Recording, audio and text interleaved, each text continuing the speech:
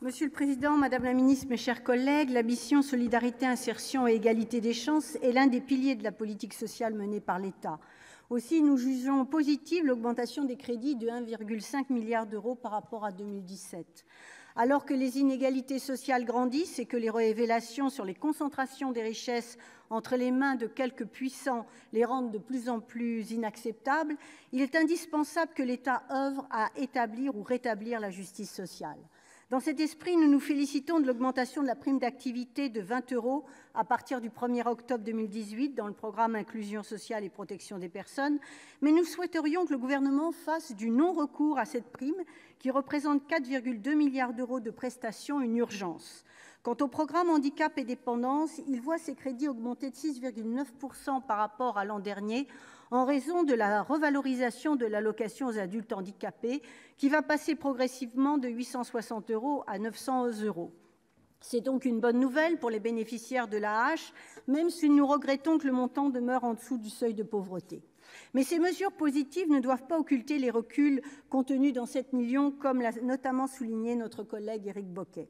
Le gouvernement, si généreux en apparence, prévoit en réalité de l'être pour un nombre plus restreint de bénéficiaires, puisqu'il modifie les conditions et les plafonds de l'AAH. Cette décision est justifiée par un mélange des genres, puisque le gouvernement applique les critères des minima sociaux sur l'AAH, alors même que cette allocation ne fait pas partie des minima sociaux versés à ses bénéficiaires au titre de la solidarité nationale.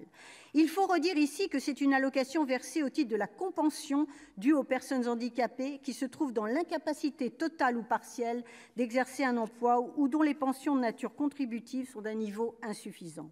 Ce sont 108 000 couples qui vont ainsi perdre le bénéfice de l'AAH avec la baisse du plafond du cumul à taux plein pour un couple d'allocataires.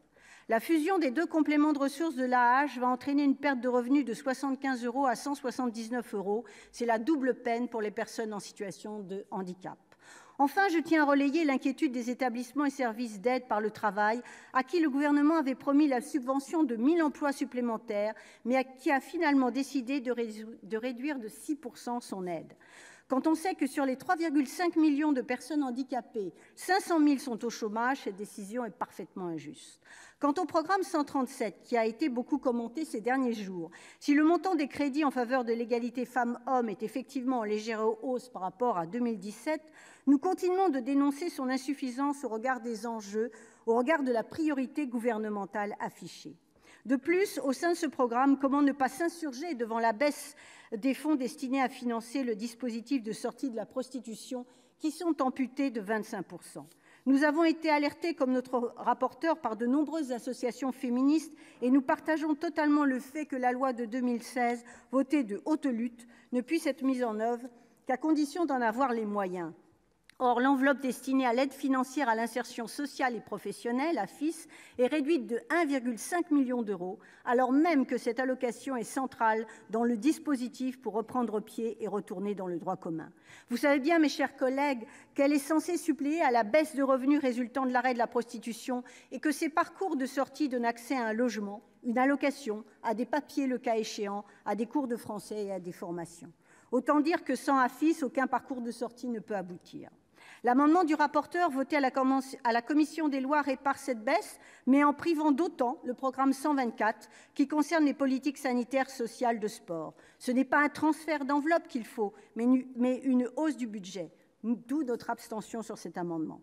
Aussi, permettez-moi de réitérer mes doutes sur la réalité de la priorité gouvernementale concernant la lutte pour l'égalité entre les femmes et les hommes. Enfin, je voudrais évoquer la situation des mineurs isolés, désormais nommés mineurs non accompagnés. L'augmentation des crédits consacrés à leur accueil passe ainsi de 20,1 millions en 2017 à 132 millions d'euros en 2018. Comment ne pas se réjouir d'une telle hausse, tant il est vrai que de plus en plus de départements tirent la sonnette d'alarme. Mais cette générosité du gouvernement s'accompagne d'une mesure extrêmement grave, puisqu'il va instaurer pour les jeunes exilés non accompagnés un régime particulier obéissant aux droits des étrangers plutôt qu'aux règles de protection de l'enfance.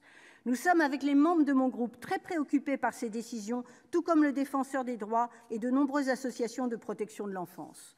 D'autant que la volonté du gouvernement de confier à l'État l'accueil d'urgence et l'évaluation de l'âge de ces jeunes jusqu'à ce que leur minorité soit confirmée est un véritable transfert de compétences du département à l'État. La Convention internationale des droits de l'enfant considère qu'un mineur isolé doit se voir accorder la même protection que tout autre enfant définitivement ou temporairement privé de son milieu familial, pour quelque raison que ce soit. Je conclurai mon propos en soulignant qu'il est nécessaire de mobiliser les moyens à la hauteur des ambitions que l'on se donne. Ce seul critère, s'il est important, ne saurait être suffisant. Ainsi, malgré l'augmentation des crédits globaux de cette mission, nous voterons contre, car comme je viens de le montrer, elle comporte des dispositions qui constituent de nombreux et inadmissibles reculs. Je vous remercie.